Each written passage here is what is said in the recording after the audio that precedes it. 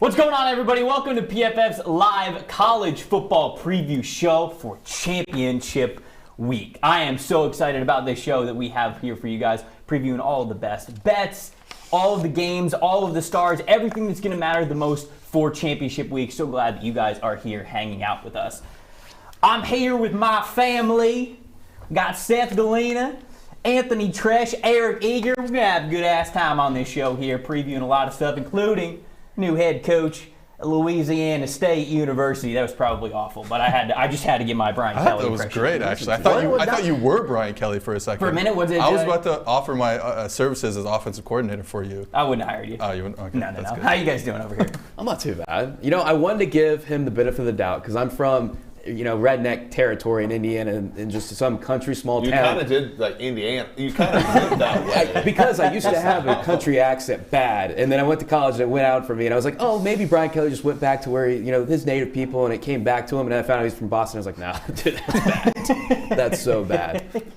We have Kendall Valenzuela here with us as well. Kendall, I'm not going to say your name in the Southern accent Yeah, yet. thank you. I'm no promises. By the end of the show, I might let it slip out. But how are you today? I'm good. The comments already like your Southern accent. They said, "Oh God," and they said, I might skip to the end. So we're starting off really good. We're doing the whole show like that. That was it. I just had to get it in there, guys. I had to hit on the hottest topic. Of course, Kendall is checking out all of your YouTube comments, all of your Twitter replies, everything. However you want to get in on the show, respond to the things that we're doing here on the set, please do so there. We'll be kicking it back to her throughout the show, and you guys can get in on it. We got to start with the coaching carousel, though. All bad Southern accent jokes aside, we've got to start with that coaching carousel. And I thought a great way to do this is Brian Kelly, I was going to say famously, but it might be infamously, addressed his team for 4 minutes and 18 seconds before he got out of Notre Dame to head to LSU. So what we're going to do here is we're going to talk about these coaching changes, not just Brian Kelly, but Lincoln Riley, what's happening with Marcus Freeman, everything. Billy Napier at Florida, didn't want to forget him. We're going to give ourselves 4 minutes and 18 seconds. Start the clock. Seth, I'm going to start with you. What do you want to talk about the coaching carousel? Well, I mean, obviously, as an LSU fan, I want to talk about Brian Kelly being the new coach of my favorite team. I'm cautiously optimistic. Mm-hmm. I think his coordinator hires are going to be super important. He did keep on staff Corey Raymond, who has been on staff for a long time at LSU, big-time recruiter, so that's a good move. But other than that, I just want to see who his coordinators are. He tried to bring in Marcus Freeman. He tried to bring in Tommy Reese. It didn't work. Yeah. I'm concerned a little bit. Not ideal. But I am Wouldn't hopeful. you just say you're crawfishly optimistic? I would not say that, actually. You suck. We're not Treash. We're going straight to you. Yeah. We're bypassing Eric, and we're going straight to you.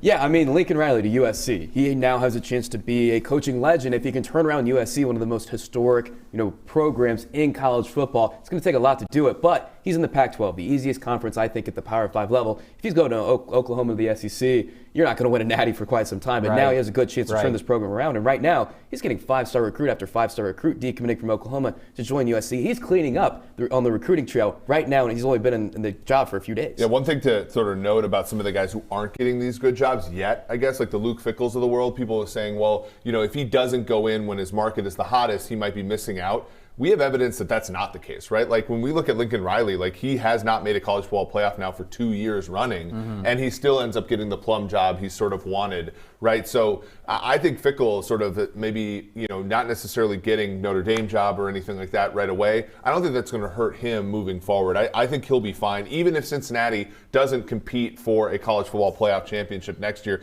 he'll be more than okay. I don't know if it'll hurt him from a money standpoint. Like we're seeing Mel Tucker and James Franklin sign these massive deals as well, right? And so you got to think, okay, for a guy like Luke Fickell, maybe the money's always going to be there.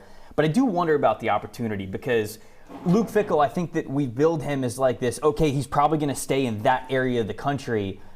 If it wasn't Notre Dame, what's the only other upgrade job? Ohio State, right? And if you are holding out hope for one job, I think that's a little crazy. But to give Luke Fickell credit, we heard that he was a candidate at Notre Dame. We heard that it was, between kind of him and Marcus Freeman. Marcus Freeman ends up getting the job. I wonder if they went to Luke Fickell and they were like, hey, we want you to be in the running with this job. And he went, we're about to make the college football playoff. That's my focus. Thank you for considering me. But if we ride this all the way till the middle of January, I'm not going to take the job till the middle of January. So I wonder if that's just him really sticking by his team during this historic run. And I don't even think it's about the situation they're in right now. I think he genuinely wants to turn around Cincinnati and make it a huge juggernaut program. And he has, yeah. I think he wants to stick with Cincinnati. I think multiple schools probably approached him, and he just was like, no. I'm building something special here. I want to continue down this path. And I think he's going to stick with Cincinnati, as long as he can. Did you guys see the Marcus Freeman video? There was a release this morning where he kind of came out from behind the door. They were like, all right, introducing your new head coach, Marcus Freeman. And he is as fired up as can possibly be. And the whole team just erupts in cheers. And look, I think people can be cautiously optimistic about Brian Kelly, but the difference in emotion between the players themselves, just night and day. Did Notre Dame get better this week? Yes.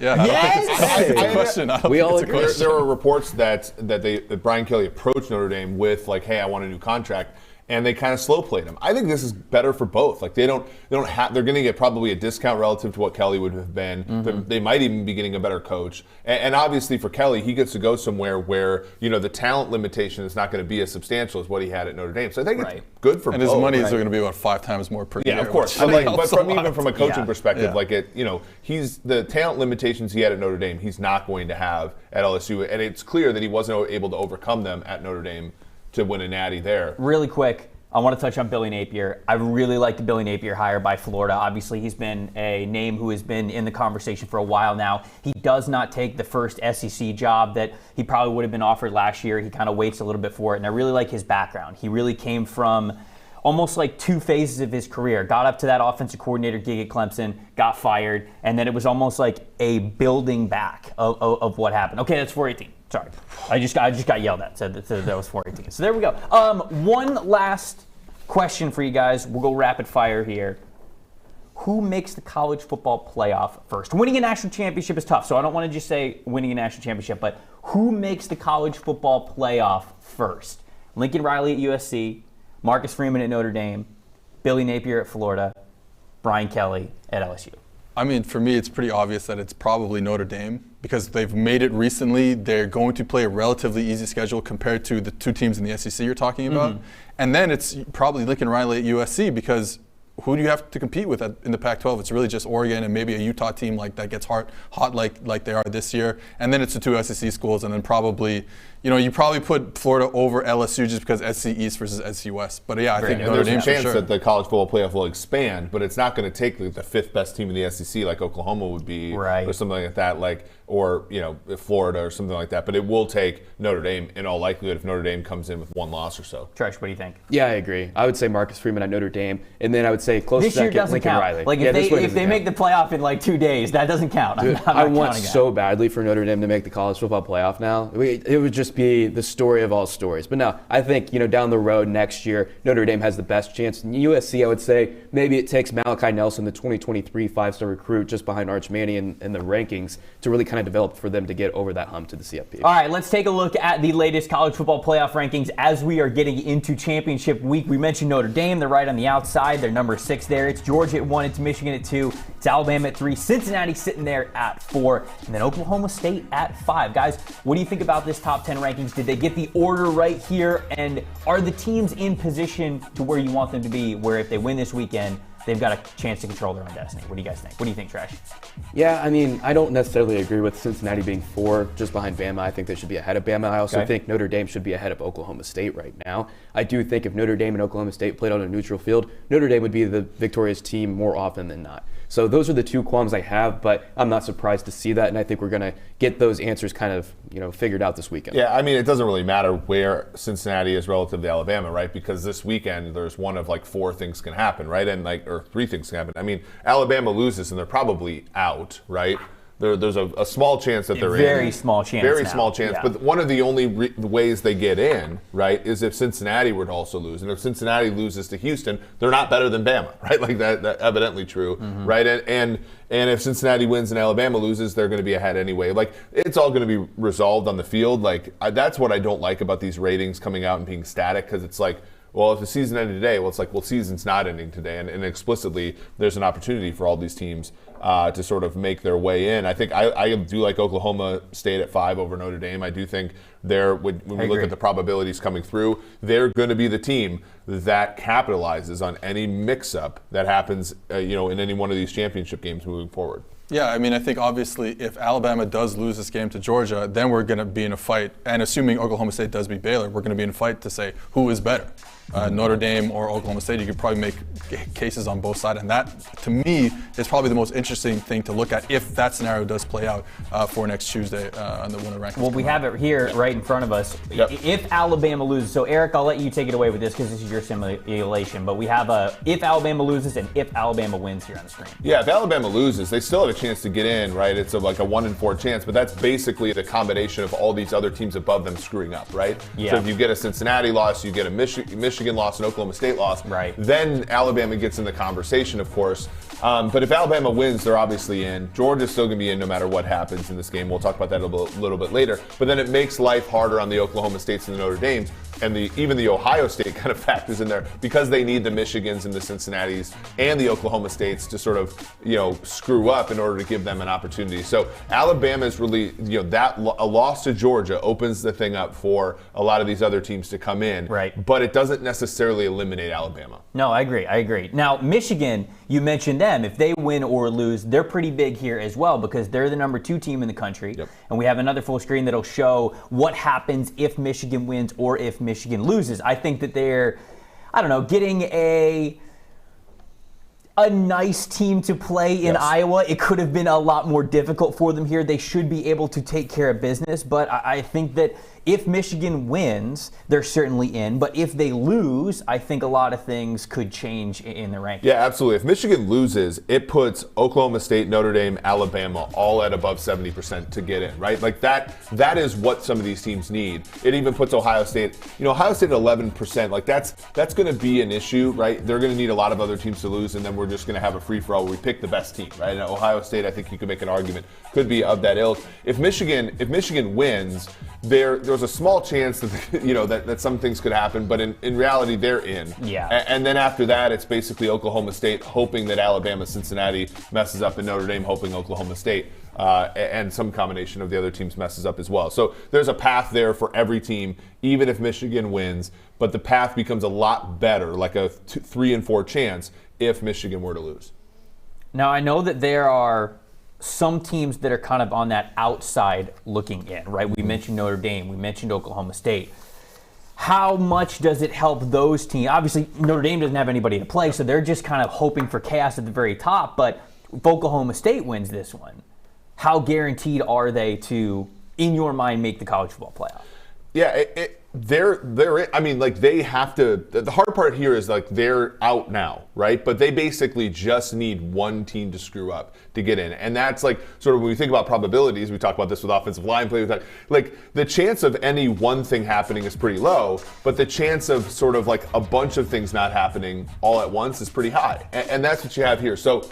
If Oklahoma State were to make the playoff, obviously they'd be 100%. But for that to happen, the Alabama, Cincinnati, Michigan, all those probabilities go down. Which that means again, Oklahoma State's path is some combination of either Michigan, Cincinnati, or Alabama losing. Right. And that's like the notion. Oklahoma State's basically the biggest Georgia fans in the world. problem. Because that's Biggest kind Georgia- of all they really need. Yeah, They and take then- care of business and they're in. Yeah, and if Georgia screws up, then they're a huge Houston fan, and if both of those teams win, then they're a big Iowa fan, right? Right, And right. they're good in that they don't control their own destiny, but they have 3 what we would call in poker outs, right? Where if one of 3 things happen, they're probably the next in. And with Notre Dame, they just need like the 4. They need some combination of 4 things to happen, basically. Yeah, Notre Dame's, where is the path for Notre Dame? It gets a lot more tricky, as you mentioned, because they, I think, first and foremost would need Oklahoma State to lose, right? They need the team in front of them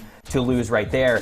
And then they need help somewhere else. Then they would also need Georgia to take out Alabama, get Alabama out of the picture there. So, yeah, it gets a little bit more complex. Yeah, if Notre Dame were to make it, it basically would need almost them to make it with Cincinnati, right? So it actually is a little bit thinner of a needle to thread because, again, you have to have Alabama lose. You probably have to have Michigan lose. Or Oklahoma State lose. You need 2 of those 3 because if you end up with Cincinnati having 1 loss and you having 1 loss, they're probably going to pick Cincinnati, given that Cincinnati went on the road and beat you. Even though over the past 6 weeks or so, Notre Dame's been better form than Cincinnati, I'd say. Last one. Let's just have a little bit of fun. You're going to put Florida up? What's Florida's chances? Mega 0, whatever that is. Ohio State. Ohio State is sitting there as the top-ranked 2-loss team right now at number 7. Is there any reality at all that we can craft together that gets the Buckeyes in the playoff, not playing on championship? Yes, it's a purely blue blood situation where everything happens this week, where Michigan loses, Oklahoma State loses. I believe it would have to. Cincinnati's got to lose. I think Alabama would have to win. Cincinnati would have to lose. And it gets to the situation where basically the committee is saying, look, no one's good except for Alabama and Georgia. And after this, we're going to take some teams that we think can at least compete with them. Yeah. So in our simulation, the only way that Ohio State makes is, and this is sort of funny because it's a very low probability, Georgia, Alabama, Notre Dame, Ohio State. Basically the blue blood thing where basically what everyone's trying to avoid. Yeah, you can't trust Oklahoma State. You can't trust Cincinnati. Like, what if Cincinnati lost by 40 to Houston? Like, you can't Put Houston in the playoff then. Yeah, you can't trust them. Yeah, I mean, and that's where it just is like shot. carnage, and the committee is just flipping the bird to basically every like non-great school and putting these 4 in. So basically, It's not happening. it's not happening. It's not happening. If that was the reality, I feel like the committee just might be like, we're going to a 12-team playoff this year. We don't care. We're just putting 12 teams in. That's what we're going to do. they're going to ask for the BCS rankings if that happens, and then just play 1 game, Georgia, Alabama rematch. That would probably be better if things Alabama ended up beats in Georgia. this nuclear option. Well, yeah, That's because what you I call want it. 2 teams from here on out anyway. Yeah. As long as they bring back the Crystal Ball Trophy, Yeah. which I felt like was the best trophy in sports. And now it got taken I guess away. the problem was from like a design element, like it's hard to market that. A giant crystal football? No, but like you can see like their new trophy, it's like in all of the designs, you know? Look at Austin. It's in the back. Moves away from the camera to like specifically look at trash. My job is I don't even have a job this week because Austin's doing it for me. All right, we are going to get into all of the previews, the bets of these games for championship weekend. But before we do, got to remind everybody that PFF is partnering with Western and Southern to get you ready on the financial and fantasy scoreboards. You can ask questions to Chris, and could be about his old playing days, could be some behind-the-scenes story with Al on Sunday night, or you could just ask financial questions to Western and Southern if you want, whatever your financial goals are. Those questions will be answered on Chris Collinsworth's podcast, as well as Western and Southern's Instagram. You can ask the questions by going over to westernsouthern.com/askchris. That is westernsouthern.com/askchris. Every question that you ask gets you 1 ticket that might win you a catered party for the big game at the end of February. Remember, with Western and Southern, you can rest assured on game day. This is the game day for the Cincinnati Bearcats. This is the moment they have been waiting for. It has all been to this, right? The high preseason rankings, everything that's gone on throughout the season. It's been to get to this moment, the AAC championship game. They're facing a good Houston team, but they're double-digit favorites in this one. 10.5-point favorites for Cincinnati. Seth, how do we feel? Actually, I'm going to go to Treash first. I want to go to Treash because he's been pumping up Cincinnati a lot, so I want to give him his due here. What do you think about this line being as high as it is? And what do you think about Cincinnati going into this game? Yeah, I'm getting flashbacks when you talked about SMU and Cincinnati, right? The spread was almost about the same here, and I was the one that was on Cincinnati, and they blew SMU out of the water. Now, I love Houston. I think they're a good team. I've been on record saying I think they're a top 15 team nationally. But I think Cincinnati is significantly better there. I think they're going to cover that number, minus 10.5. And I think the big reason why is that Houston's offense has been very good under Clayton Toonie. He's been one of the best quarterbacks as of late. They haven't faced a defense like Cincinnati's. They're going to have a tough time generating those deep pass plays, those big explosive passing gains against this man-to-man defense with Sauce Gardner on one outside, Kobe Brown on the other. It's going to be very tough for him to put up points. And I think with Cincinnati's offense, I think they've shown significant strides as of late. Desmond Ridder, I think he's been one of the best quarterbacks in the second half of the season. As much as you hate him, Mr. Eric Eager, wow, I think Cincinnati Can't is going to cover this stand number. I mean, pointed straight at I had Cincy minus 13.5 against what was it, Bama? No, it was Eastern Carolina. And Desmond Ridder threw a couple end zone interceptions. Wait, did you say Bama? Yeah, I was joking. Okay. They still covered. They did cover. Sauce Gardner blocked the kick and ran it in for a touchdown. They had a few other what I call we get one swear word, fuckery is what I call those plays. There's our rate. One more, we get the rated R tag. All right, we go on. And like that game was Desmond Ridder was not very good. What do you grade out as? It was above 80. The fourth straight game above 80.0. Yeah. Highest graded quarter. Actually, I think he's the second highest graded quarterback. When you're playing against Holton Ahlers, it does, you do look better, I think, by like osmosis. But like, Is that how the grading works? I didn't know Houston was Bama, Eric. Houston was Bama. Like Houston's good, Houston's yes. second in our ELO rating on overall in the AAC. First in offense, second in defense. Yes. This is when we had Cincinnati struggling against ECU last week, right, to cover 13.5, which is only 3 points more than this. Like, again, I tend to think from the number standpoint, Houston's the way to go. Clayton Toone's been pretty damn good. And again, I think that some of the results for Cincinnati have been pretty noisy over the last few weeks. I'm going to go with the underdog here. All right. So we're split on this side of the table. What do you think, Seth? No, I got it. It's such a big number. 10.5 points Yeah. in a conference championship game. That's going to be a theme for me throughout doing all these games, where these numbers are pretty big, and I kind of have to go with the underdog. 10.5 points for Houston. And it reminds me a lot of last season when Cincinnati played Tulsa in the AAC's championship game, 13.5 point line. They only win by 3. And for Cincinnati, it's just not about blowing. We talked about this the whole year. Well, they got to blow everybody out. They got to blow everybody out. Don't have to do it anymore. Right. Just win, baby. I can see them winning by 3, and it won't matter. Win by 1. Win on a block kick. It doesn't matter. Just win the football game. But still, I think that's too many points. You got to take. But do you think they can win with Desmond? Like, to me, win because of Desmond Ridder. I don't think. Like, again, he's probably fine for a group of 5 quarterback or whatever. But, like, do they win because of him? I think they can. I think there has been over the past 2 seasons, there's been games. Maybe early in his career it was less so. Yeah. I think people were hyping him up when he wasn't as good as he is now. Now he's gone. The talent has kind of matched the skill level in a sense, and he's been so much better now. I think they can. I don't know. I just don't know how often that happens, right? And it might not happen in this game. But I mean, I'm right there with you. I don't think Desmond Ridder is going to be, the number 1 overall pick. I don't think he should be. But he's been objectively much better in the second half of the season than any point in his collegiate career. And we didn't mention this. This is a home game for Cincinnati. This is in Cincinnati at Nippert Stadium. It's on a neutral site thing. That's a big deal. Clayton Toonie, I'm glad that you brought up Clayton Toonie. He's a quarterback for Houston. He's operating that Dana Holgorsen offense, and he's been fantastic this year. He really has. He's the highest graded AAC quarterback that we have, higher than Desmond Ridder. He's second behind McCall at Coastal Carolina in the group of 5. So he's number 2 there. And I believe he's number 8 in all of the FBS when it comes to PFF grades. So he's having a fantastic season. They lost that first game against Texas Tech, and they've been rolling ever since. They're 11-0 since that point. Houston knows their identity really well. I don't know if Cincinnati can blow them out. I think talent-wise, maybe they should, but we have yet to really see that from Cincinnati against a really good team. I think 10.5 is too much. I'd take Cincinnati to win the game, but I just think it's going to be close because it feels like the nature of how Cincinnati is playing. This is somewhat noisy, but it does show talent level to an extent. Toone has a 110 passer rating this year when pressure. He's a good football player, and I think obviously we're not trying to disparage Cincinnati. They're extremely impressive this year, but it is hard to extend multiple scores against another good college football team. Yeah, it's not disparaging Cincinnati. It's like bigging up Houston, who's been 11 straight wins, right? Their only losses to a Power 5 team. Not a great Power 5 team, but still, their only loss to a Power 5 team. So they rival, they kind of choked that it one. happened. They were first in the game of the season. Just let them have it. They're a different team, right? We've talked about that the last couple of weeks. So, all right, there we go. Baylor and Oklahoma State.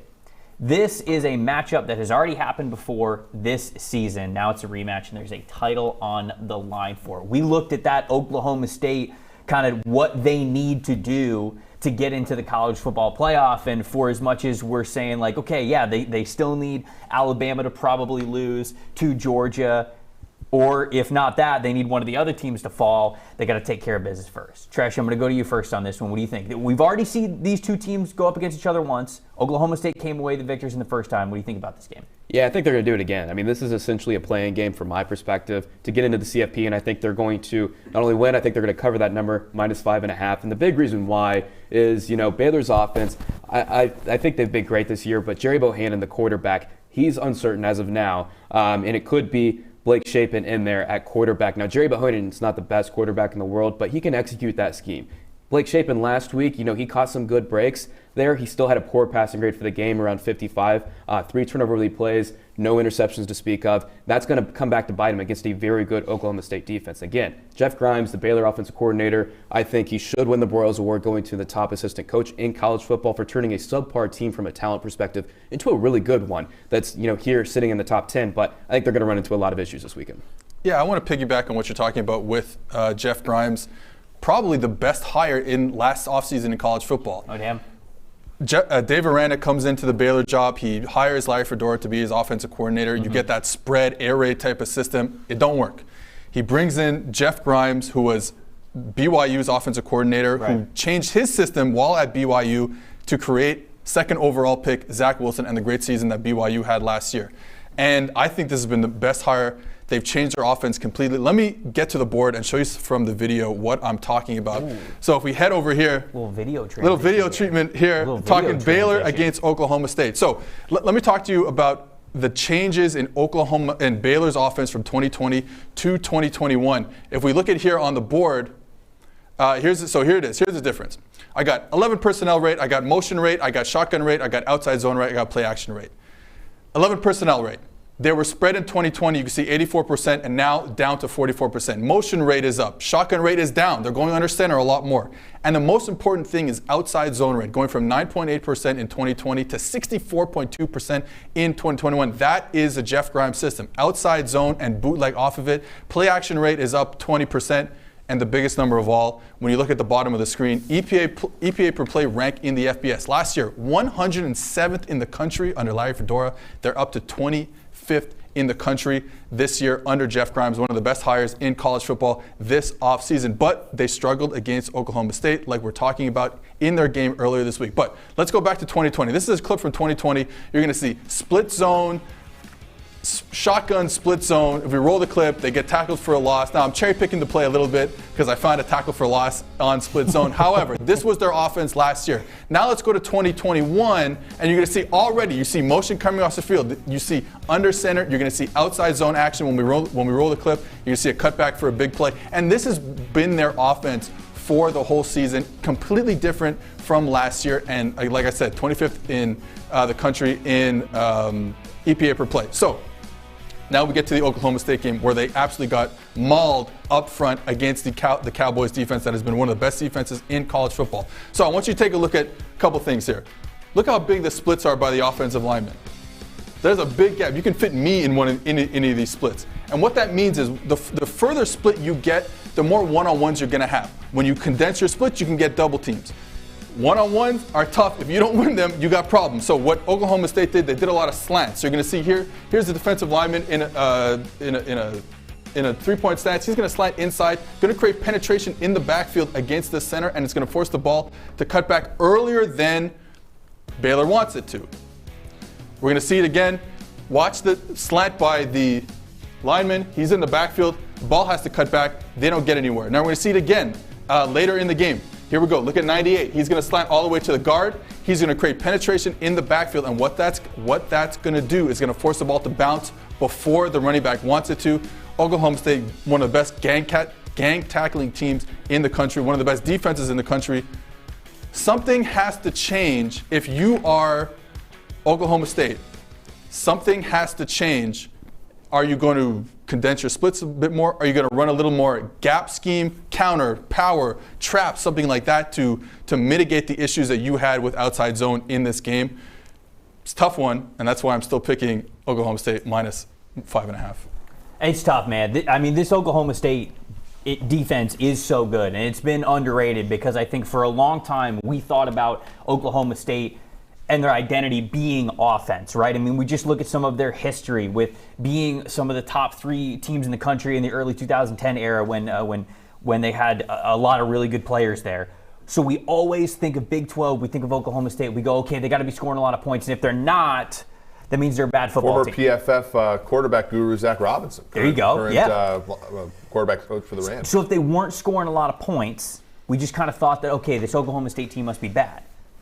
But now here we are at the end of the season, we get to look back on it and we go, okay, hold on now. The identity of this team is actually their defense. And they have played well enough to be in this position to where they're playing for a college football playoff. Yeah, I mean, they have the first what we call opponent-adjusted defensive grade in the Big 12. I remember a game early in the season where they didn't have a quarterback. They were playing Boise, and it was one of those like Mountain West after dark, degenerate sweats.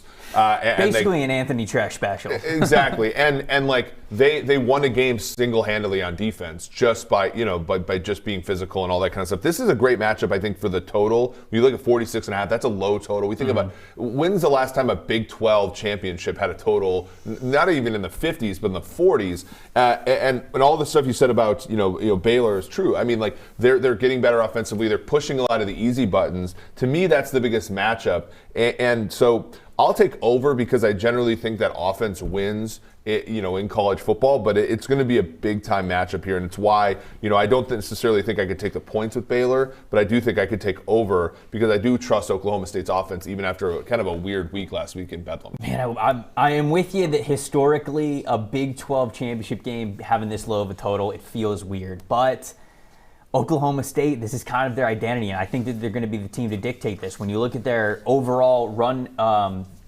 overall defensive grade, it's 91.9. That's fourth in the country. It's number 1 in the conference. Run defense grade, 91, just flat 91, and that's 4th nationally. Again, number 1 in the conference. And so, like, this team is just really damn good on defense. And when you look at Baylor, you mentioned Jerry Bohannon and what their quarterback situation might be, Treash, but they run a lot through their running back, Gabriel Smith, who, really cool story, bounced between linebacker and running back for most of his career, found a home at running back this year. He's been fantastic, but Oklahoma State, like Seth just pointed out, they're built to really stop Baylor where they want to win. Because of that, I'm still taking Oklahoma State. I mean, when Baylor and Oklahoma State played the first time this season, Spencer Sanders threw 3 interceptions, and Oklahoma State still won by double digits. They still won by 10 points. And honestly, that was a 24-0 shutout that ended up 24-14. It was a dominant effort. That's what. And who's got the better quarterback by far? I think Spencer Sanders, we talked about it last week, he's been playing as good as he's ever played, just like Desmond Ridder you talked about.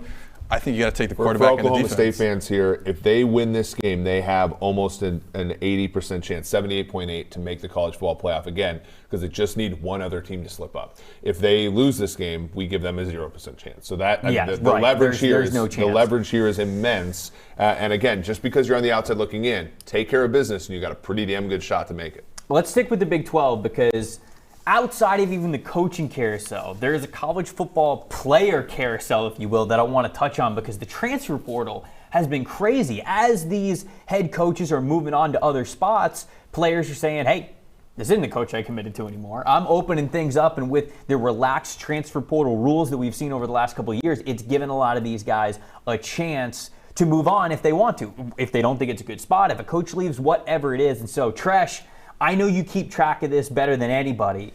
Talk to us about who's already in the transfer portal, some of your best guys that could be moving elsewhere. Yeah, I mean, this week's been absolutely crazy. I think the portal right now already has more talent in it than all of last year in the portal. And typically, this happens late January, but like you said, you get one transfer. You don't have to sit out a year and go to any team. It's college free agency. Where would the portal rank in the college football playoff? The all-portal team? All-portal team. Oh. That's kind of good, actually. That is pretty good. I mean, they wouldn't be top 10. I don't know. All right, well, we'll get to your list because there's some studs out there. There is. Number one, is none other than Spencer Rattler, the former Oklahoma quarterback. There is some issues with his game, right? His footwork isn't great. He'll drift out of clean pockets. He invites in pressure, passes up the check down to take the risk. on the sideline. That too. But at the end of the day, he has the highest ceiling of any quarterback in college football. He actually has the highest passing grade of any quarterback since 2020. This year alone, when he was playing, he had the #1 negatively graded throw rate. He's 15-2 as a starter. He's getting dogged on, I think, a little bit too much. Like I said, he has this potential to be an absolute star. He already is kind of in that, that kind of realm right there. But to be an elite quarterback, one of the best in college football, so he is #1. #2 is a guy that I know Seth cried about for a couple of times. I did see him in the office in the corner when this happened. Eli Ricks, the All-American, transferring from LSU, a 5-star. Back when his true freshman campaign in 2020, he had the #1 man coverage grade in all of college football. This past year, a little bit hindered by injury, but he has the potential to be the best quarterback in college football for 2022. Interestingly enough, he already narrowed down to his list of 4 teams: Alabama, Georgia, Ohio State, and USC. Now, I can say, if Dante Williams, USC, one of the top recruiters in college football, if he leaves USC with the new regime coming in, cross them out, even though Eli Ricks is a Southern California native. Look at Alabama and Ohio State. Those are some teams to monitor. #3, who I think is probably one of the more interesting quarterbacks in college football, and Seth can probably vouch for that as well, Dillon Gabriel, transferring from UCF. And what he did as a true freshman and sophomore back in 2019 to 2020, 80.3 and 90.4 passing grades, playing in Josh Heupel's offense, which is, of course, a very quarterback-friendly offense. Very simplistic reads there for him. He has excellent touch, and that's why he thrived in that. Just hit those go balls one-on-one on the sideline when they get that single high coverage, and he did it constantly. This past year under Gus Malzahn, only got to week 3 before having a season-ending injury, but he's now transferring from UCF, and I think a team to look out for is Ole Miss, because his former offensive coordinator and quarterbacks coach, Jeff Lebby, is the offensive coordinator for Ole Miss, and I think that type of very friendly system for the quarterback he would thrive in. That's a team to watch for Dillon Gabriel. #4 is Zack Evans, who had a roller coaster of a recruitment process back in 2020. He was a 5-star recruit. Originally was going to go to Georgia, backed out of it, and then at the end of the road went to TCU, who wasn't even on the radar. But at TCU, man, he was very dangerous. 7 yards per carry, 4.8 yards after contact per attempt, and 40 broken tackles on 146 carries. It's going to be very interesting to see where this kid ends up going, but he has a very high ceiling, only scratching the surface, an elite all-around athlete. If he was initially committed to Georgia, we got to think that he's probably shooting high. Like, he's probably looking to transfer to a team that's going to be a college football. Oh, yeah, there will be multiple contenders seeking after him. It's going to be interesting, though, to see which ones are really going to, take the risk and invite him in, because Georgia, they do have a pretty talented running back room, as is right now. So we'll see what happens. #5, another very underrated player, Jahmyr Gibbs. He's transferring from Georgia Tech.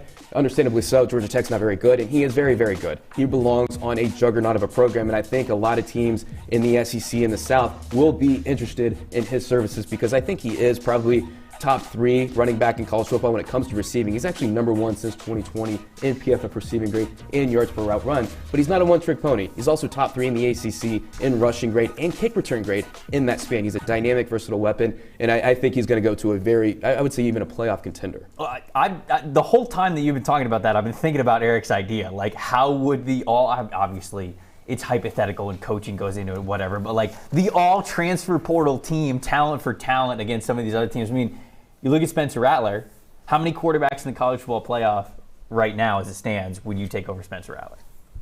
Bryce Young, right? I think that's the for sure. I think we've given up a little too early on Spencer Rattler in his career. Like, let's not forget that he's really good. That's what I'm saying. Arm talent is incredible. Stetson Bennett's for Georgia. He would be starting at Desmond 128 programs.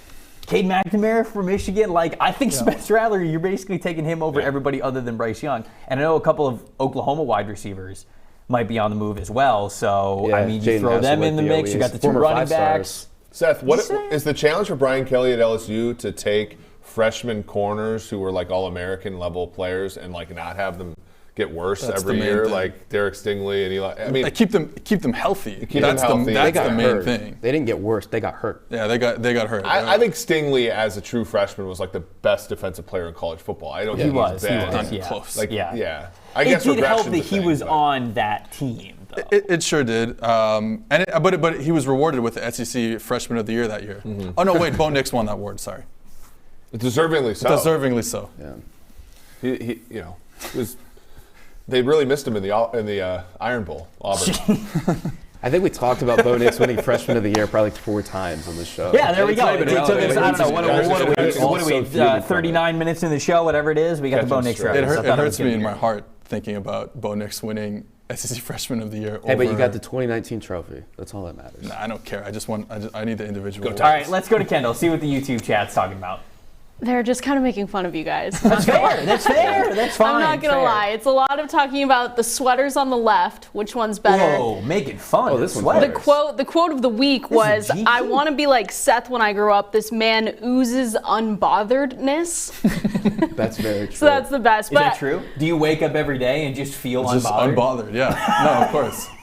But the one question that I did get is for Treash, though. Where If he you got a had sweater. if you had one pick from all the transfer portal talk that you had, who's your pick who's going where? Like if you had the best guess from that list. Well, we thought Spencer Rattler might be going to Yes. Arizona State, and then they released like kind of like a 30-second hype video of Jaden Daniels throwing a football up in the air like 8 times, and then like they said they were good, I guess. So. Yeah. All right, I'll go ahead and give some landing spots for the top 3. I'll say Spencer Rattler ends up at UCLA, Eli Ricks, Alabama, unless Dante Williams stays. But rumor has it he might be joining Kalen DeBoer up in Washington. That's just a rumor.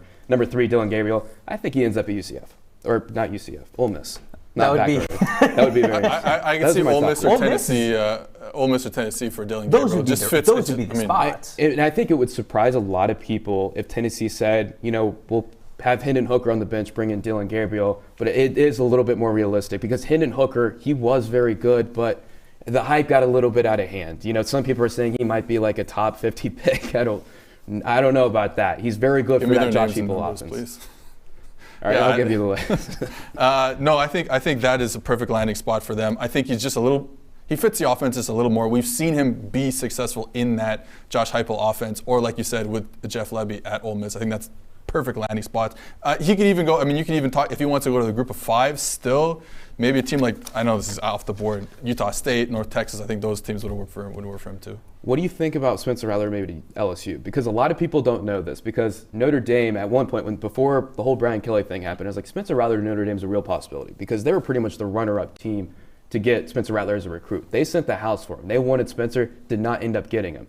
What do you think of him at LSU? Is that a possibility? Do you think it is? Sure, it's a possibility. I'm Team Max Johnson, so you can't talk me out of This that. man's unbothered about Max Johnson. I know he is absolutely unbothered. We didn't talk about Miles Brennan either, but the former LSU quarterback. He's an interesting, I would say, just like if you need a short-term option, you got a recruit coming in, you need the recruit to sit for a little bit, bring in Miles Brennan, a veteran who's had horrible injury luck, though. I will say he had a season injury after hurting his shoulder in a freak fishing accident. I don't like that college football is trending to like hey, let's get the Andy Dalton version of like a college football quarterback. But like that feels like exactly what you just described. But how far does competent quarterback play? Dude, you can't tank in college football. Stetson Bennett's got the #1 team in the country. know, but you know what I'm like, saying? Are you going to trot out? Hang on. Are you going to trot out some kid that you know is not going to play well, or would you rather have Miles Brennan, who you know is probably going to get you to 7-5, versus someone that's going to get you to 4? That's also the biggest point too, though. Is like yes, there's no tanking in college football, but like we're not hanging banners for going 7-5.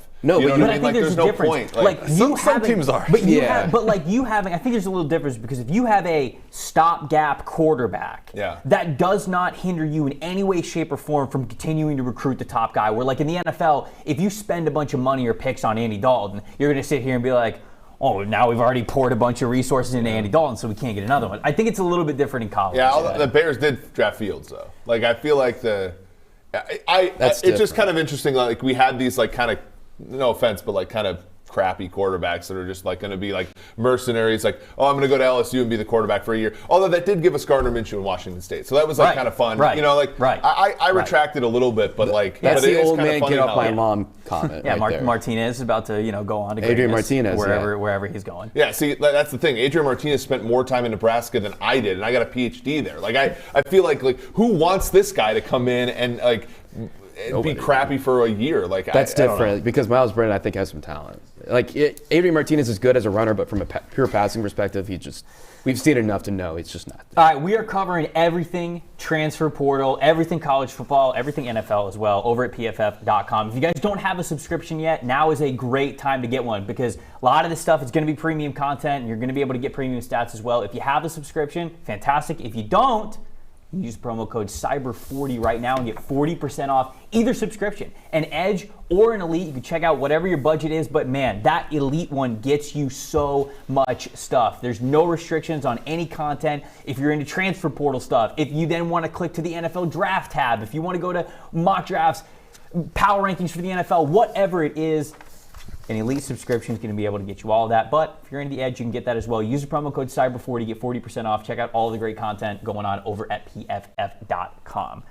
ACC Championship. No Clemson this year. How about that? Instead, it's a really great quarterback matchup between Sam Hartman and Wake Forest and Kenny Pickett of Pittsburgh. This is a chance, I think, for Kenny Pickett to really cap off what has been a fantastic season.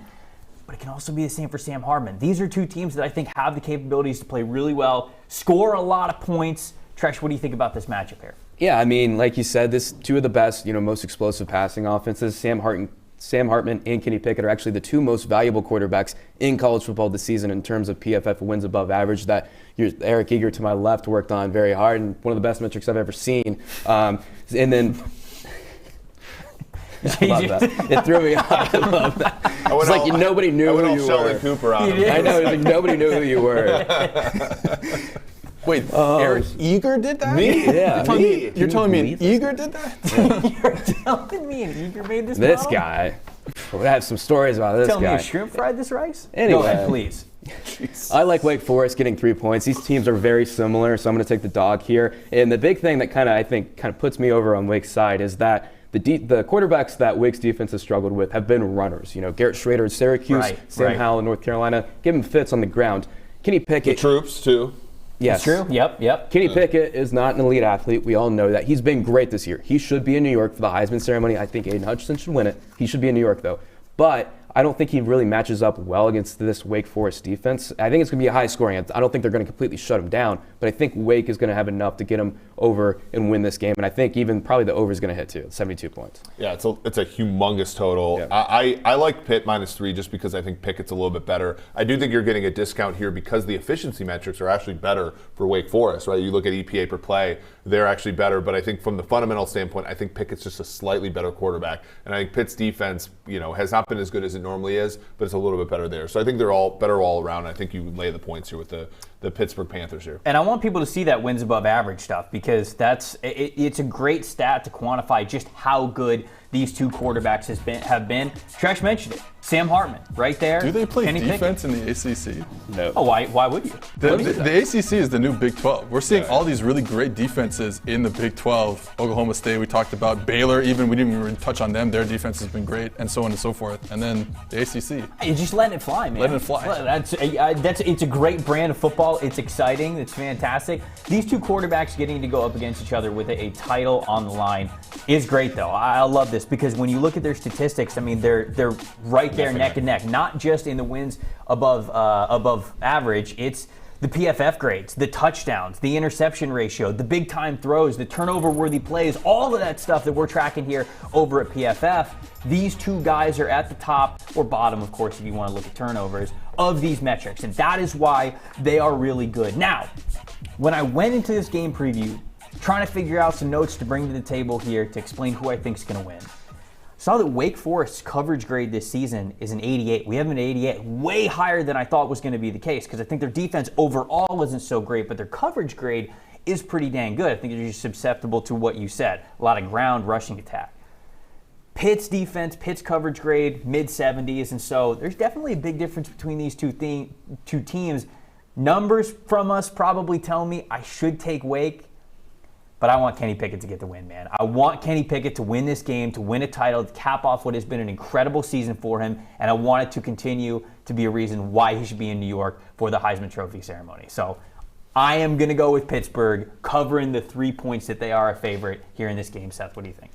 I'm going over. The only thing I care about is over 72.5. And honestly, if the total was 100, I would still go over because that's all I want. We need enough of us to bet the over in this game and will it into existence. Look, this game is not for any national title issues here. Neither team is going to win the national title. So when I put this game on, when I flip to this game on Saturday from watching maybe a game that has more national title implications, I want to see a touchdown. Like the second I put the game on, I want to see a touchdown. So we need to will the 72.5 points into existence. And there's two good offenses. We talked about it. These are two really good offenses. Let's do it. Let's have fun. Wake Forest has played in a game this year in which an over-under total of 100 has hit. Yeah. They won, what was it, 72? It was against Army or Navy, right? It was Army, I think, and 126 points. Both teams went over Nuts. the total themselves. Nuts. That was, one of the best bets of the year, probably. That's what we need. Pretty crazy. I'm with you. I want all the fireworks in this one. It's got the chance to be able to happen. Oregon and Utah. That Baylor-Oklahoma State, that wasn't the only rematch that we're seeing here on championship weekend. Oregon-Utah, they played more recently. They played just a couple of weeks ago, and man, it felt like that just took the wind out of Oregon's sails. It felt like that, at the time, they were the number 3 ranked team in the country. They had a chance. If they won out, they were going to be in the college football playoff. We mentioned on this show that probably wasn't going to happen, but man, did Utah put it on them. Seth, I mean, Utah's pass rush, I felt like, in that game, just overwhelmed Oregon, and they weren't ready for it. Yeah, I thought when I put on the tape and I watched Oregon's offense versus Utah's defense, I saw plays available down the field, but Anthony Brown did not have time to get to them because the pass rush from Utah, especially Micah Tafua, was absolutely awesome. Utah has the 17th highest pressure rate in the country, and against Oregon 2 weeks ago, they had 24 individual pressures, which is the most that Oregon has allowed in a game this season. If they're going to pressure them again like that, they're going to have problems. They can do stuff. They can get people open down the field. It's not going to matter if there's pressure in Anthony Brown's face. I mean, like you said, Micah Tafua, he had 7 pressures in that game alone. Actually, since week 7, he has a 90.7 pass rush grade. The FBS leaders in pressures generated with 46, more than Aiden Hutchinson, more than Kayvon Thibodeau, more than Will Anderson. He's been one of the more underrated players on the West Coast. I like Utah I had him at -3, but you're getting a better number right now because it's Utah -2.5. Well, I think the reason that the better for Oregon? Yes, yeah. I mean, it's -3, -2.5, -115, which is, it's sort of an expensive 2.5. You're buying the 3 there. But I think the reason is, we saw this in 2019 where Utah was ascending, right? Oregon was kind of sputtering, somehow still got into the Big 12 title game. That was from Justin Herbert's, last title game in the Pac-12. And, Oregon sort of out-physicaled Utah, right? And they had sort of, they showed the kind of class that they're in relative to Utah. Now, we didn't see that 2 weeks ago. We saw Utah come in and just say, we have the better players, we have the better coaching, we have all this kind of stuff. And I think people are sort of, in rematches, especially with some familiarity, they're always going to gravitate towards the underdog and the team that lost the last time. I think that's what the betting markets are doing. You could not pay me you couldn't free roll me on Oregon in this game. Like I'm taking Utah with my own money in this one. Do any of us think it's going to be as big of a blowout this time around? No, but I don't think so. I don't. No. But 3 points is still, they're the better team. Yeah, I mean, Rising and Thomas are the 2 best offensive players in this game, and on defense, yeah, you have Thibodeau and stuff. But as you said, the collective for Utah on defense is just better. And so the only claim you can make, and this is the one that Renner made on our show when we were previewing this, is just Oregon has better athletes. But they do. Have we seen those athletes come together and be better than the sum of the parts? The only time they did was against an Ohio State team who you can argue has similar issues, where they, especially on defense, have a hard time putting together a lot of great pieces. I want to show you guys the PFF grades that we have for Oregon in every other game other than Utah versus what they have been against, or what they were against Utah. It's incredible. Look at this. On the left, you see every other game this season that was not the Utah game, and then on the right, you have Utah. It is bad across the board, and then when you get a little bit further down the list, we get into Seth's point and Tresh's point right there.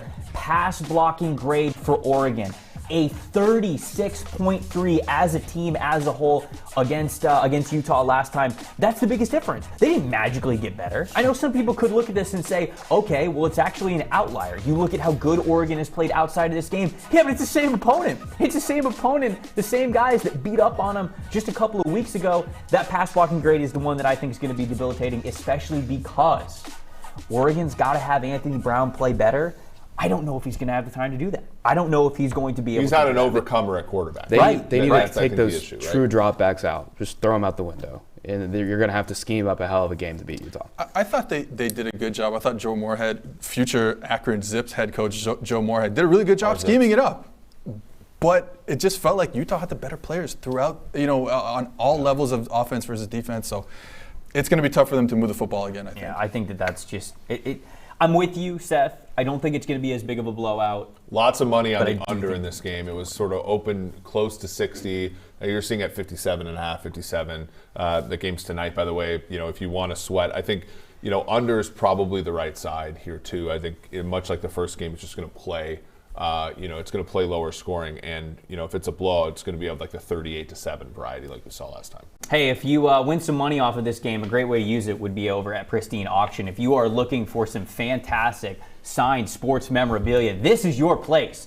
Whether it's a certain team, whether it's a certain player, whatever it is, they've got a great selection for you. And the best part is, it's all auction style. So a lot of these items, this signed sports memorabilia, authentic stuff, starting off at $1. It means you can get major steals for some really great items. If you use the promo code PFF, you're going to get $10 off whatever it is that you bid on, and it's going to be the first one that you win. Not just the first auction that you get in on. If you're, trying out the waters and everything, don't think that just because you bid on something that you're going to miss out on the promo code when you used it. It's going to be whatever the first item is that you win. Keep trying it. Keep getting some great autographed sports memorabilia over at pristineauction.com.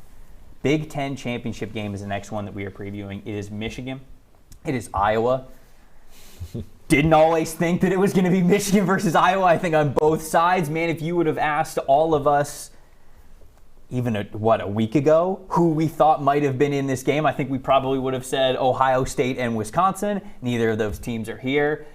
Michigan's here for the first time in the Harbaugh era, right? They have a major win over Ohio State. They're playing a team that, I'll just say, was number 2 in the country at one point. What do we think about this? Here comes the Iowa is actually the best team of all time. Do you have to apologize to me again for Iowa? Because I feel like you apologized to me once, and then Iowa was cheeks for like 2 weeks, and then now they're back. They win the Big 10 West. No. Wisconsin was the game. They're not playing.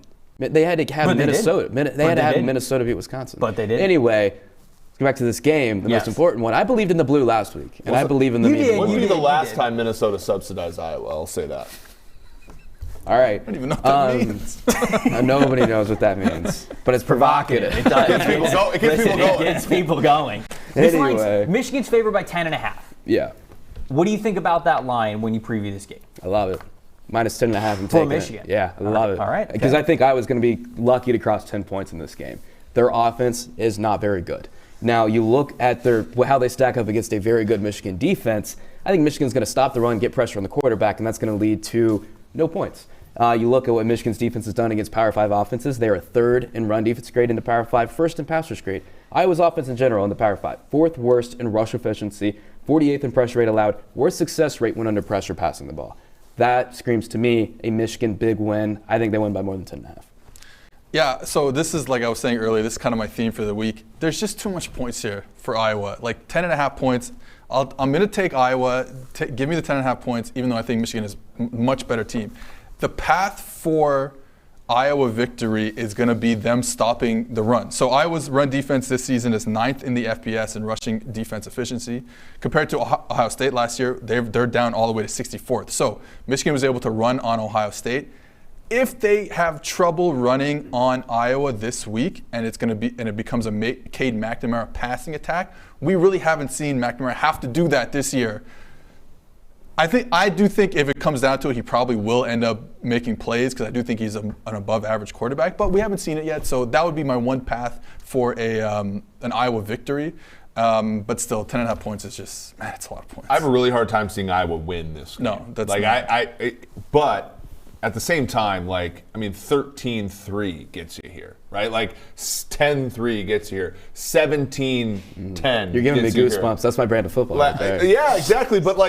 But that's the problem, though. When you're requiring the team you're betting on to score more, to cover by more points than you think might even be scored in the game, that's a really tricky thing mathematically. And you look at this total's in the low 40s, which we talk about the Big 12, and we're like, when have we ever seen a game in the mid 40s in the Big 12? Well, we've seen tons of games in the Big 10 in the low 40s. And I think that's, Michigan, the question becomes, how much do they have left in the tank, right? It's hard to talk about a conference title game as a letdown spot, but this is a quintessential letdown spot. Iowa is playing with house's money, right? Like, we did not expect them. They were underdogs in Nebraska before the quarterback switch. They go ahead and win that game. They were, they kind of sneaked out of the Minnesota game. Then they get Minnesota to, come up big for them. I just don't think they have anything to lose, and as such, you're probably going to see like trick plays. You're going to see weird things happen in this game, and so I think Michigan gets out of this game, but I think they're satisfied doing so by 7. And when they do, we give them a 98% chance to make the college football playoff if they were to win. The only way that they win and don't make it in this like a black swan event, like them winning by like 3 in like weird fashion, and everybody else blowing everybody else out and sort of superseding them, which I don't see happening. Mm-hmm. I mean. You look like you had something to say. So you brought up the Nebraska win, and you're talking about some Cincinnati fuckery earlier. You can't bring up that as a win.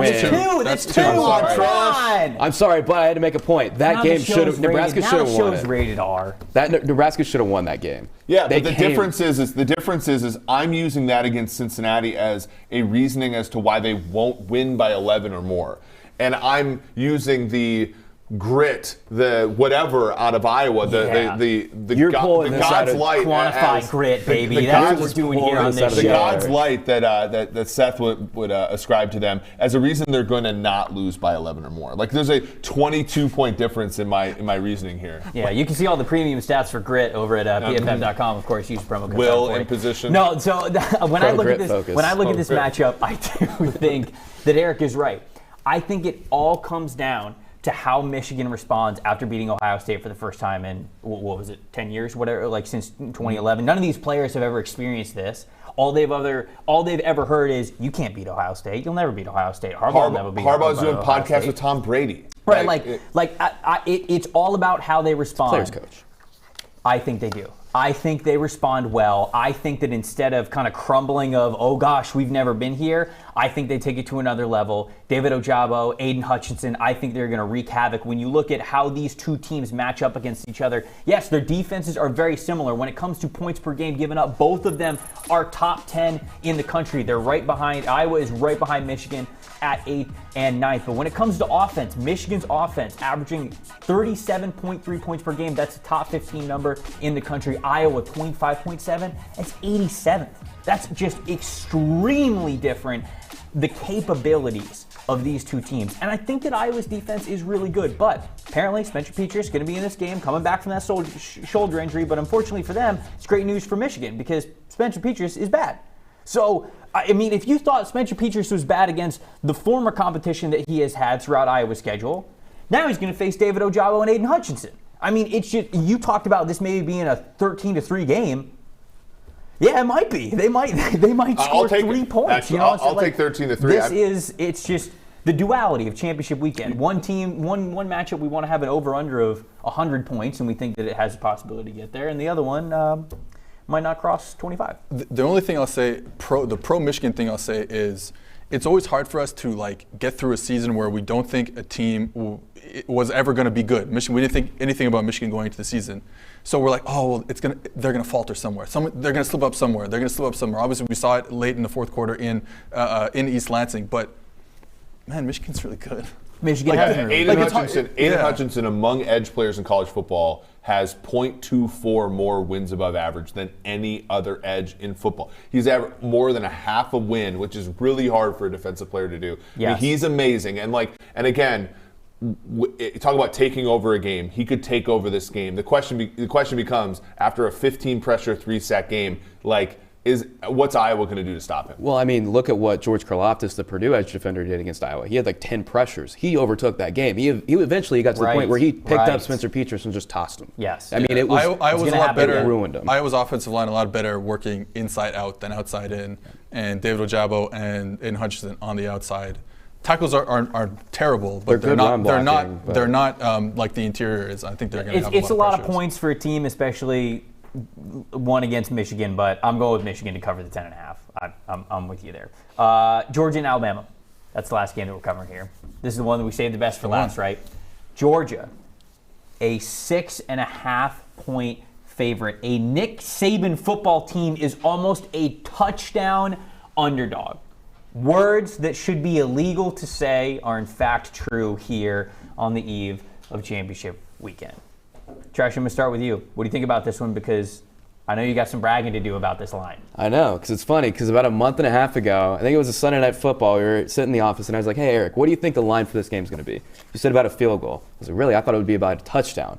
Opened up at a field goal, now we're flirting with the touchdown. It's -6.5, -115 right now.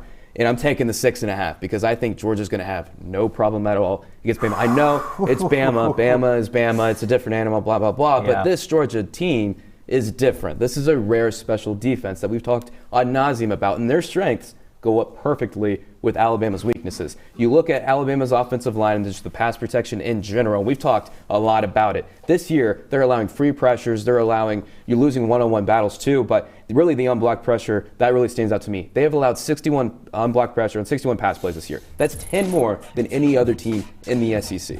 No other Alabama offensive line is even coming close to that. But again, that's a testament to the offensive line, but also the coaching staff with Bill O'Brien and Doug Marrone there. Don't put we put Evan Neal on the graphic. It's not his fault. He's like the only guy who's actually doing his job. He did nothing wrong, Evan. He's like, He did nothing wrong. He's one of the only It's not guys your doing fault, his Evan.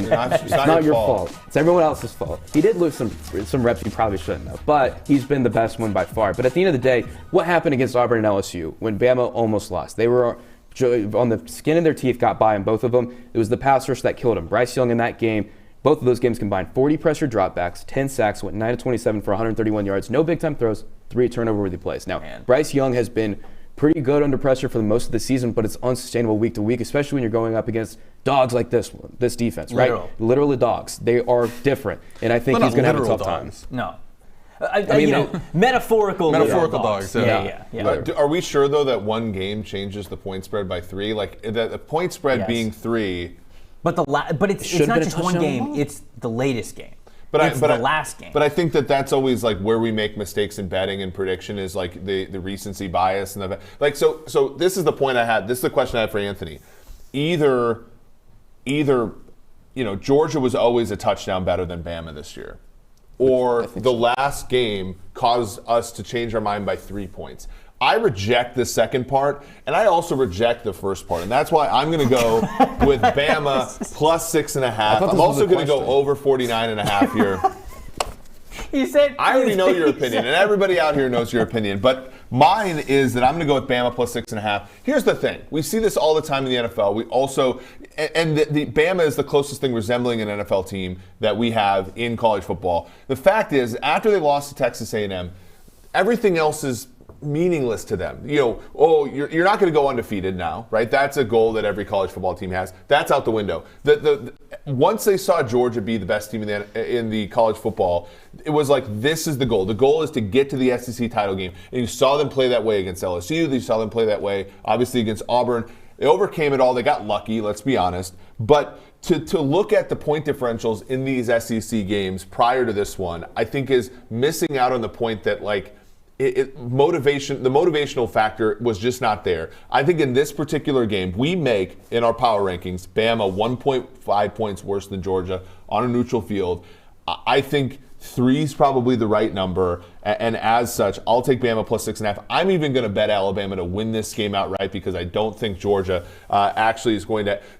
Look, they're 100% to make the college football playoff. No matter what happens in this game, I think they have bigger fish to fry. This is the biggest fish that Alabama has to fry this week. You don't think that Kirby Smart and this group thinks that Alabama beating Alabama for a championship is a big fish to fry? And you thought them not play like against LSU and Alabama or Auburn weren't big games? Like they just were like, we'll just kind of. Do you think Nick Saban loses what? Sorry, Galina.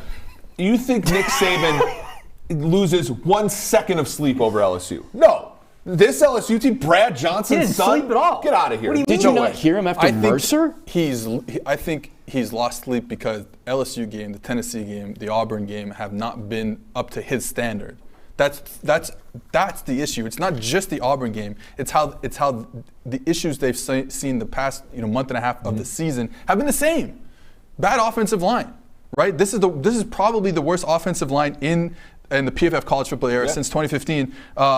They are allowing 20.8% pressure rate, which is up from 14% last year. Now, I understand the quarterback play. Mac Jones probably is a guy who's not going to allow, he controls his pressure rate a bit more than Bryce Young, but still not a great offensive line, it's costing them games. And who are they playing against? They're playing against literal dogs this week.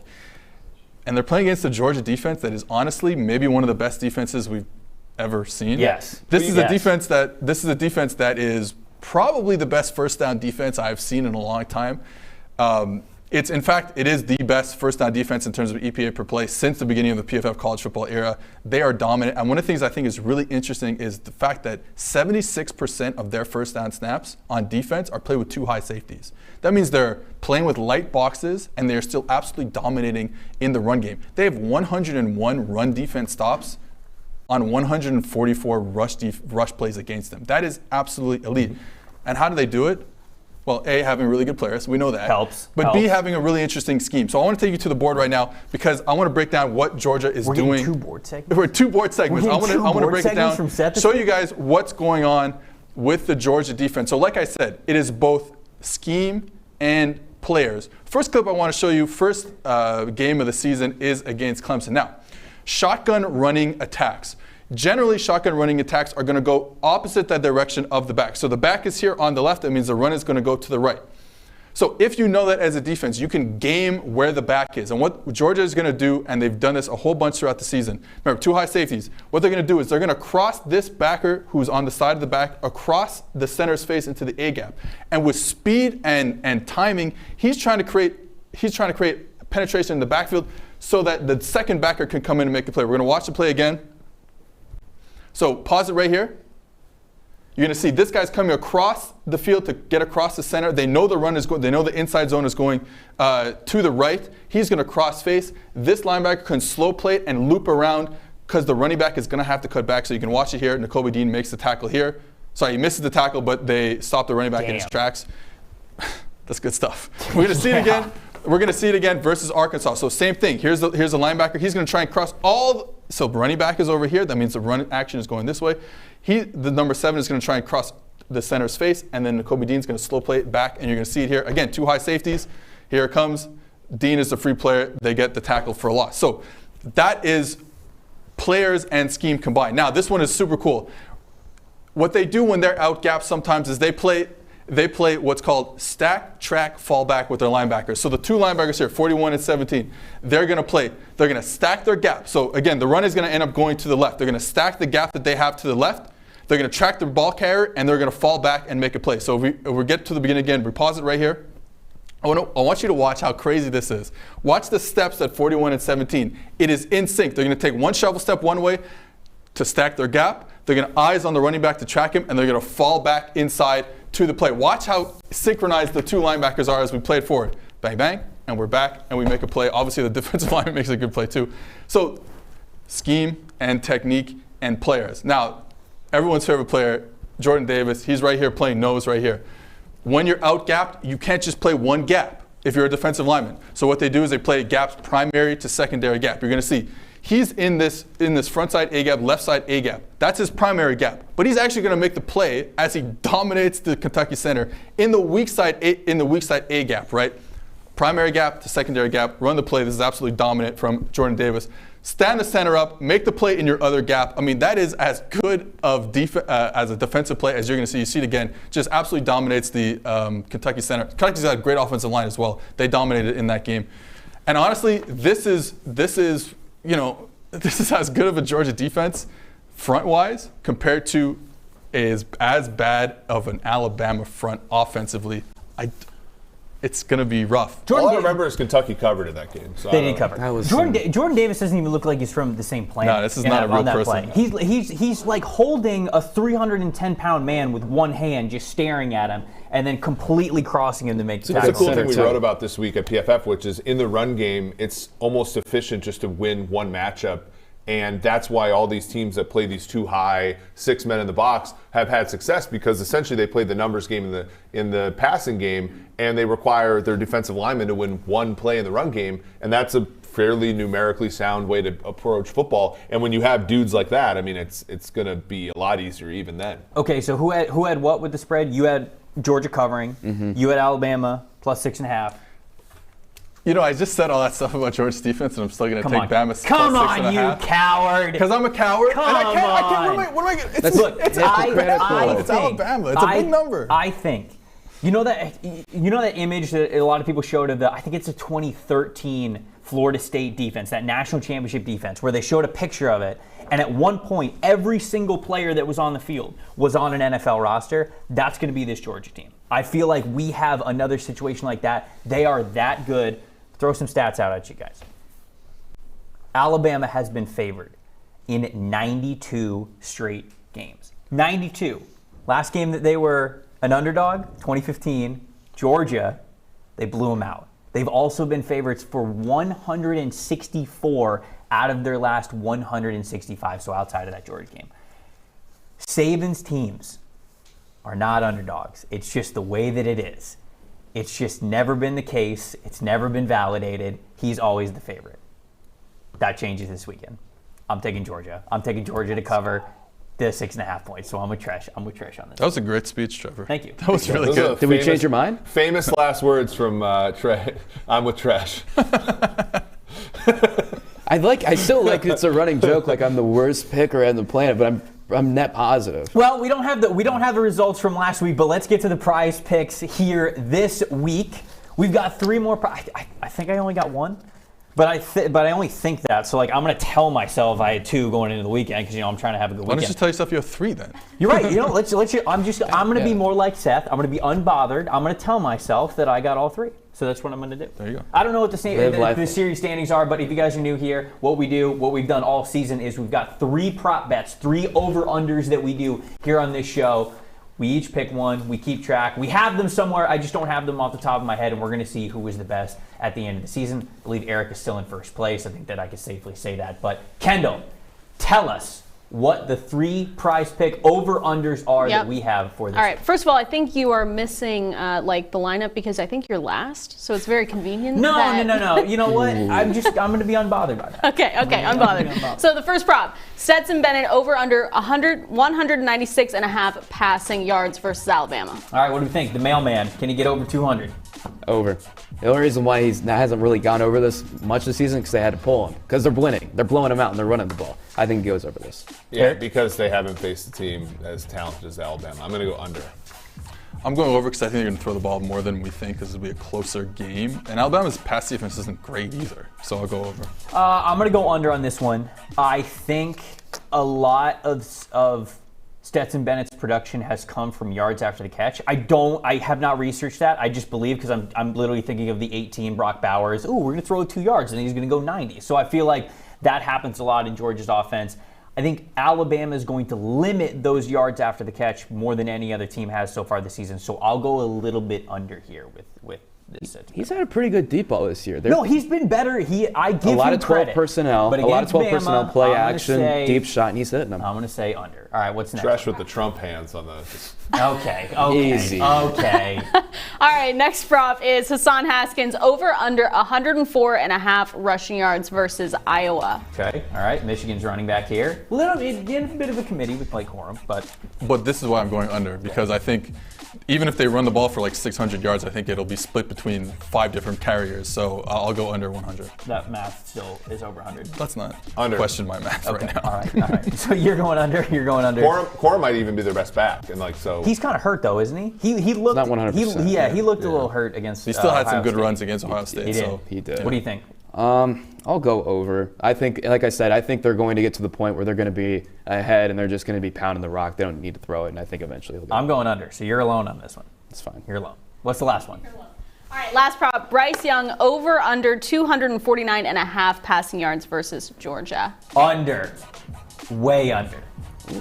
By way under, I mean 9 yards. I don't know. Seth, what do you think? Yeah, I find this really hard. I think I'm going to go under as well. And like you said, not that far under, but it's a good defensive play. It's just too good. I have to go under on this one. I'm going to go under too. All right, I'm going to go over. I think it's going to be. didn't want to do it. I think it's going to be an absolute grind to get over 250. And this is maybe a hedge against if they get as Emmitt Smith would say, blowed out. I think that they might just pass 50 times and he gets there at 5 yards a pop. But yeah, I do think this is going to be hard, but I think he'll accomplish it. Okay. All right. So, man, I was under on all 3. I'm just a hater. I guess I'm just a hater.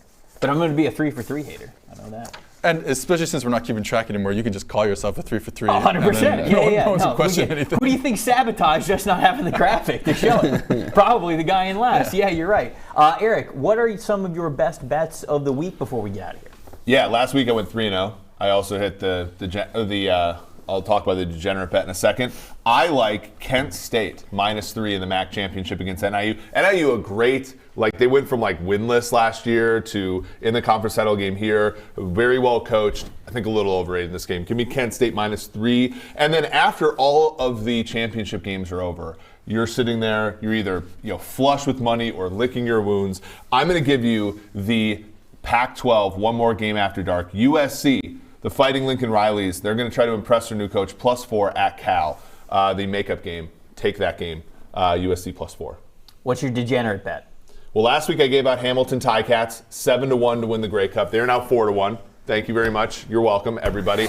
This week, they take on McLeod Bethel Thompson, former Vikings great, and the Toronto Argonauts. Or as Seth would call them, the Argos, the Toronto Argos.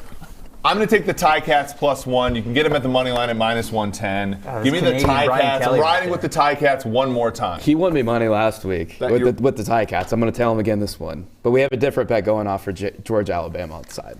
Yeah. How's the impersonation? That's exactly how I saw him. Scale you to Brian Kelly. How was it? That was really cool. Out of bounds is what you hear a lot of those games. We're ending that before there was a few different times where I was talking with Seth and all of a sudden he started talking in French and I was like, yeah, see, back home we can just go between English and French, so I don't think about it. And then when I'm here, I just go into French, and then I'm like, everyone's kind of looking at me like, and I'm like, I'm sorry, I apologize. I'll do better next time. Sorry about your Alouettes last week. That's okay. We told you. We told you. Kendall, has the chat been just roasting us the whole time? Yeah, or is there any other? Okay. Yeah, no, the whole time. Still sweaters or yeah, what? no, they want us all to wear some sort of matching sweater at some point, see how it looks. Okay. So because you guys are buttoned up, they have sweaters on. They need to see some consistency here. Tis the season. Well, I feel like we could probably have an ugly Christmas sweater episode, right? For the bowls. Yeah, for the bowl episodes. I think that's a good idea. All right, well, everybody, you're going to get your wish. I don't know if it'll be matching ugly Christmas sweaters. I feel like it might be better if we're all wearing different ugly Christmas sweaters. I feel like that's probably the way to go. I want to wear what Treash is wearing. I want to wear the exact same thing that Treash is wearing. You said I don't have to change. What if we all had that exact sweater? I checked my phone randomly and I had 7 different messages saying, dude, the sweater's fire. You're rocking it. Look, Did anybody else do nothing? What'd you say? You sure it was 7? You sure it wasn't 0? Be unbothered, Seth. I am unbothered. If anybody does not care more, Seth, I would say number 1. I would say I'm probably number 2. We're going to power rank this? Who's the most unbothered people? At PFF. We're gonna have the most unbothered power rankings on the next show that we do. I want to be dead laugh because I'm a fragile. As soon as someone says positive things about the Vikings, Eric automatically becomes the most bothered person on this planet. That's right. For more on that, tune into the NFL show that we have at 11 a.m. on Sundays. You can see Eric be completely bothered about the Vikings. Appreciate everybody watching the show. Enjoy championship weekend this weekend for Kendall Valenzuela, Seth Galina, Anthony Treash, Eric Geer. I am Trevor Sikkema. We will be back to preview all of the bowls, all of the final college football playoff on our next show. Make sure you guys tune in. We'll see you then.